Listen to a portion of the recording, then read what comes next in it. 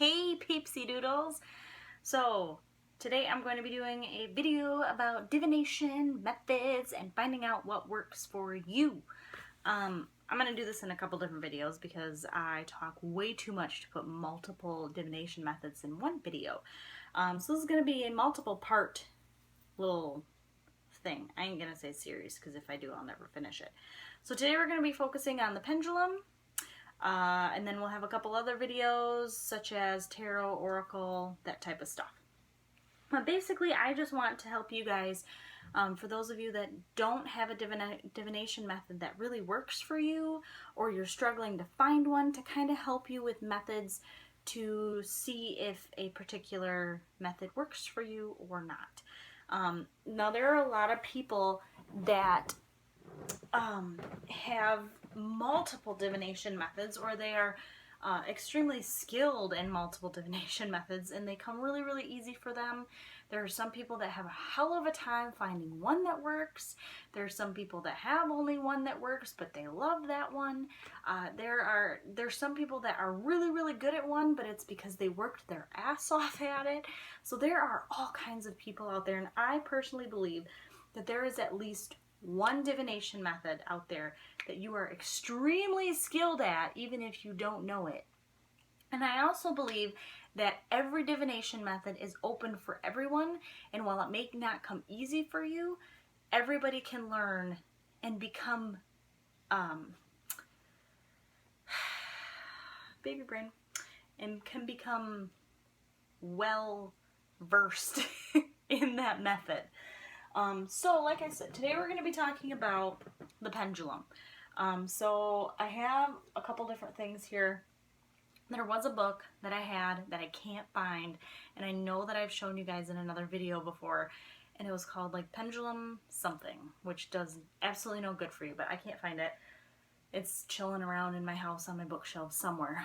But it was really cool because it showed a lot of the scientific uses and the scientific explanations behind pendulum usage, and it was really nice because sometimes it is cool to come from both aspects of something, to kind of come from the non-spiritual aspect and the spiritual aspect and get both sides. But I don't have that book to show you, so if I remember what it is or if I find it, I'll put it in the description.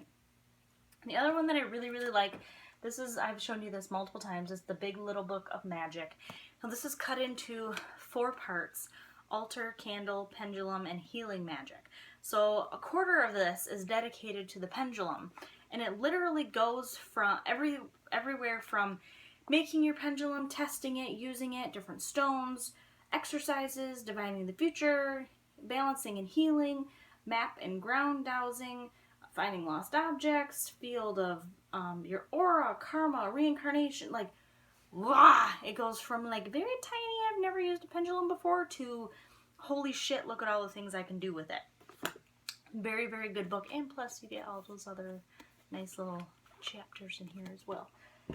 The other thing that I bought this at Barnes & Noble quite a while ago. It's called The Art of the Pendulum, and basically it is, ta-da, it's got a cute little pendulum in there. It's got a chain, don't worry. It has a little book to go along with it, and then on the inside are a bunch of cards, excuse me, so that you can, there's 12 cards in all, but so that you can use your pendulum in more ways than just yes or no questions. So this was pretty cool. I actually think this is going up on my Facebook for sale after I do this video. But this is a very cool, nice little kit to get started. So, pendulums. In order to start with pendulum divination, you have to get yourself a pendulum. Now, what? Krista, I can't afford a pendulum right now. I can't just go out and buy one. Guess what? You don't need to. That's something I really, really, really want to stress with magic in general, but especially with pendulums. Please, if you do not have one at home, or if you are somebody that can't afford to go out and buy one, you don't want to go out and buy one, please don't feel like you have to. A pendulum does not have to be a crystal and a point coming off of a beautiful chain all decked out. It does not have to be. You can very, very easily make your own pendulum at home with no money. No money. Use your wedding ring or a ring of some kind of importance and tie a string to it. Go outside and find a rock and tie a string around that. Or wrap wire around it. You can go to, if you want to be a little bit, if you're okay spending a little bit, but you don't want to spend as much as a pendulum, you can go to like Hobby Lobby or Joann's or Michael's and find a bead or a pendant that you really, really like and tie a string or a chain off of that. You can use a necklace that you already have. Like, I have one of these little crystal wound neck. This was my pendulum for a long time. Hell, I think when I first started out, we had a lamp that we didn't use anymore, and it had like those plastic crystal things that hung around the outside. I took one of those and used it as a pendulum. It's that easy. The more energy that you can put of yourself into making your own pendulum, the better. You know, you really might have more of a chance of it working for you if you make your own. Now that's not saying that ones with crystals don't work, because I love my carnelian pendulum, but please understand that I started out with a piece of plastic tied onto a string.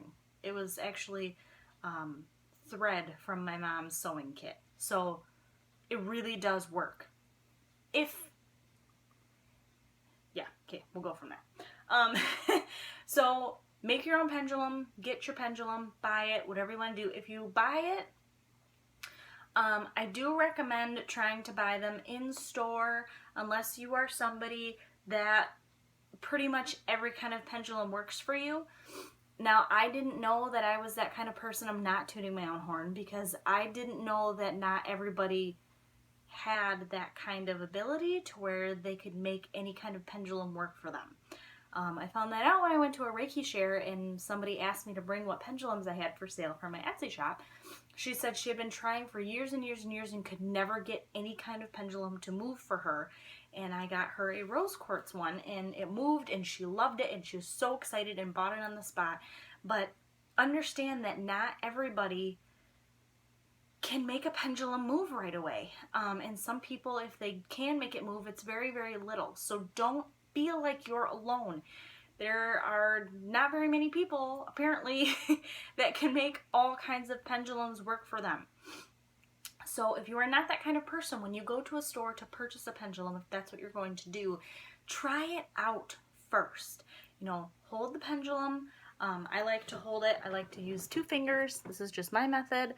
I'll use 2 fingers and then I clasp onto the end. Sometimes I'll even wrap it around twice. Just depends on what I'm feeling that day. But try it out for you. You know, ask it to show you yes, to show you no. See if it actually is going to move for you, because if it's not, it may not be the one for you. Or if you're absolutely dead set on that one, then please understand that there are ways to get it to work for you. You are not doomed to never be able to use a pendulum.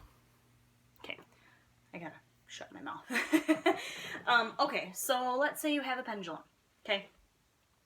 If you have one at home that you really, really like and it doesn't work for you, or you've made one and it's not working for you, that's fine. Start out by cleansing it. Whether you're going to use smudge or leave it out in the moonlight overnight or put it in your window if it's nasty outside, or run it under water if it's not going to hurt it, or salt, whatever it is, cleanse it first. Then carry your pendulum around with you for a couple days. Put it in your pocket, put it in your purse, wear it if it's a necklace, or turn it into a necklace if you can. Put it on your person. Hell, ladies, put it in your bra. It's not going to hurt the shit out of you. Carry it around with you so that the energy of your pendulum acclimates with you, yourself. Your aura seeps into that pendulum, and that pendulum seeps into your aura, and you kind of become one with your pendulum. I know it sounds silly, but trust me, it works. So once you have done that, and you've carried it around with you, I also recommend to try working with it at least once a day. Take like anywhere from a 10-minute on-up session and just sit with your pendulum and try to program it. Now, whether you are working at night and trying to get your pendulum to actually work for you, or if you have a pendulum that does work for you, you want to make sure that you program it. Now, what that means is you want to hold your pendulum straight and you want to ask it, show me yes. And your pendulum will start moving in a particular direction. Now, my pendulums have always been like a head nod, back and forth, are north and south, are yes for me. So if it's moving towards me and away from me, like a head nod, it's yes.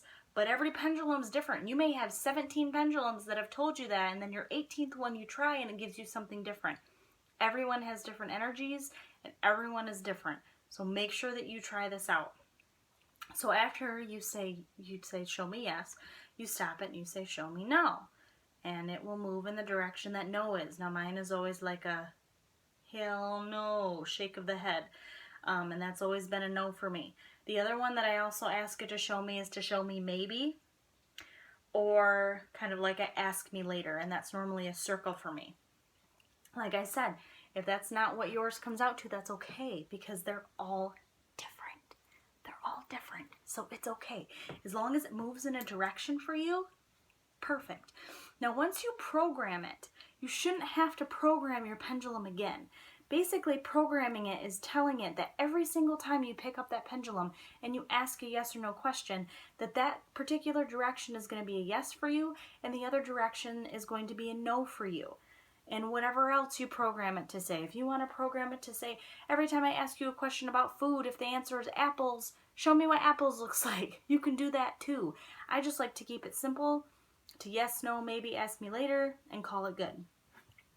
Now, you also kind of want to keep in mind of what your thoughts are as far as pendulums. Do you think that your spirit guides are moving it? Do you think that it's your own subconscious? Do you think that it's the universe? Because that's really going to play a part in how you treat your pendulum, how you interact with it, how you interact during your sessions.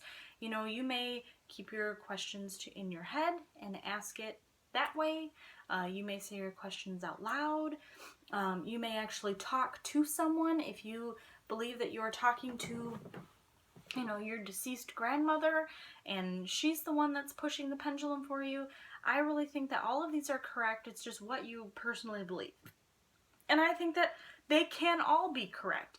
You may have a question that you're asking your pendulum that you're really trying to get into your own head and see what you're thinking put into a physical form. There may be times where you need to ask your spirit guides a question. Use your pendulum. You may try to get in contact with somebody that has crossed over to the other side. Use your pendulum. You may just need a universal yes or no on something. Here's your pendulum. All of them they all work. Okay? Now, once you get the yes or no down, most people kind of stop at that because they think that the only reason that they use your pendulum is for yes or no questions and that's it.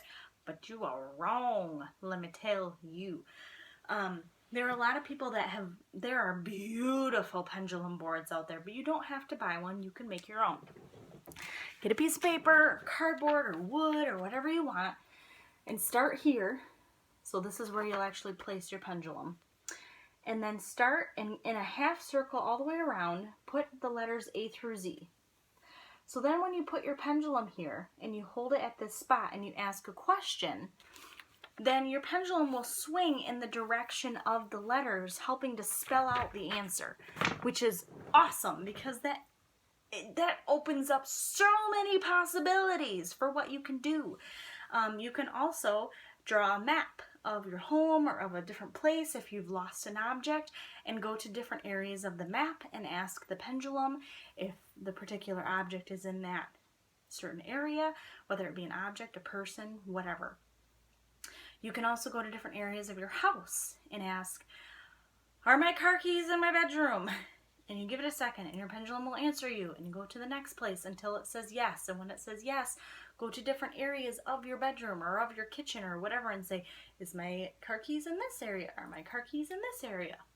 It's fantastic. You can use pendulums to show